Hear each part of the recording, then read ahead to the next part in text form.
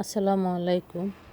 আমি আপনাদের সাথে ডাবলি বুট, অনেকে ছোলা না ডাবলি বুটে বলা হয়, একটু রান্নাটা শেয়ার করলাম।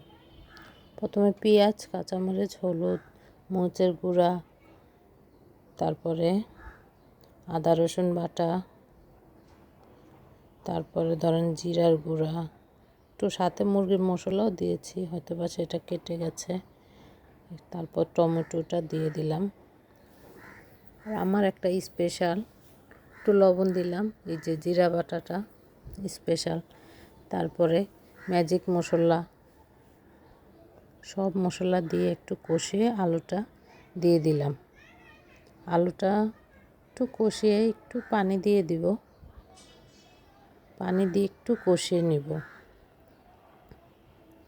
কষা হয়ে আসলে দিয়ে দিব বুটটা।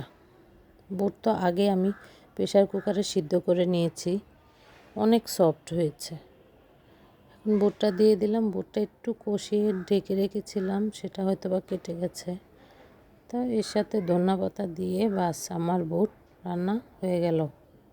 নেড়ে চেড়ে বুট রান্না শেষ।